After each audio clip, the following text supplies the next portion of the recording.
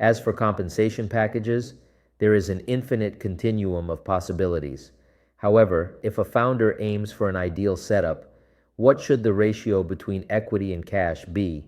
This will depend heavily on the time commitment. It's important to strike the right balance between having skin in the game and ensuring that the advisor receives a reasonable amount of cash compensation. I believe that a 50-50 split between cash and equity is a good benchmark for compensation. An advisor will have an hourly rate that they're shooting towards, so you can take that rate and break it in half. However, the exact percentage can vary depending on the situation. For example, with Company A, I received 25% cash and 75% equity, while with Company B, I received 100% equity.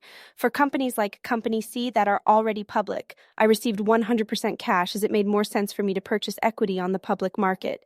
In general, to me, it's a sliding scale. I take more equity earlier in the startup stage and more cash later on. However, this is not a strict framework and depends on the advisor's preference. I would never advise accepting cash-only compensation. The percentage of cash can vary depending on the situation. For instance, with I received cash for the first 3 months because their equity situation was complicated, and we agreed to convert it to equity after that.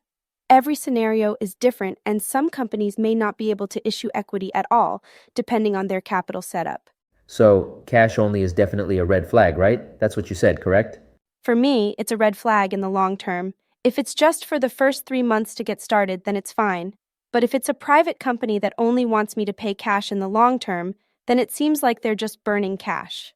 Why aren't they incentivizing me based on long-term outcomes at all? Yeah, I'm thinking more from the perspective of the founder. If their advisor is insisting on cash only, then that should be a red flag, right? I think so. There are potentially outliers to that equation. But if you're a founder of a public company or a near-public event founder, it might be easier to just pay out in cash. Let's say I'm a founder and I'm looking at the LinkedIn profile of a potential advisor or someone who's been highly recommended. That advisor looks very successful on LinkedIn, has advised many amazing companies, and so on. Then that advisor comes in and says their usual compensation structure is 50% equity and 50% cash. And I think, why would you need this petty cash that I can offer when I'm a young company about to become a unicorn? Shouldn't you just wish for equity only? Is that a reasonable train of thought? There are many nuances to consider when deciding between cash and equity as a founder, such as how much equity to give in the first place versus how much cash they have. Sometimes a founder has a lot of cash and would rather give out cash than equity, while other times they have no cash and would rather give out equity. These terms are negotiable for an advisor. For example, I advised Company B for almost a year and a half, and even though they were a profitable company, they asked me to do it only for equity, and I was fine with that. I think those terms are negotiable. So, even if an advisor asks for a 50-50 split, you can counter with something like 1090 or even 100% equity. There's a lot of room for negotiation with every single company. As an advisor, I assess each company and evaluate the risk of the equity. If it's very early on, there's more risk. Sometimes I just want to cover my time spent at the minimum with you because I might not ever see a dime from that equity. Other times, I'm not sure about your equity's upside because a company is super overvalued. In that case, I will push for some sort of cash coverage because your equity does not translate one-to-one to my ask anymore. I also try to balance my ability to retrieve anything back out of that equity, as not everything is going to be 100%. With dilution, especially if you get very early stage equity, you might end up with very little at the end of the day.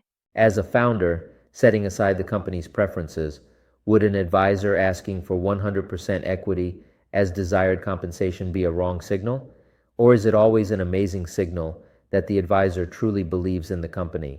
It could signal that the advisor is uneducated about how equity works. Additionally, many people who advise on the side of their full-time job take equity only because they don't need to draw any cash out of business. If someone is advising only as a side hustle to their full-time job, it's expected that they will only take equity. However, if someone is a full-time advisor, you should expect to pay them more cash than equity, unless that advisor is already financially independent. In that case, they may retire or do advising as a hobby. By the way, I once had an advisor who had a full-time job and was not allowed to have a second source of income. Therefore, he was obligated to only take equity. That's fascinating. I think any employee needs to be careful and negotiate this clause in their contract because it can usually be removed from 99.9% of contracts with the employer. However, it can be difficult to amend the contract after it's signed. So, employees should be careful when signing a contract with the employer, but you're absolutely right. This is very prevalent in Europe.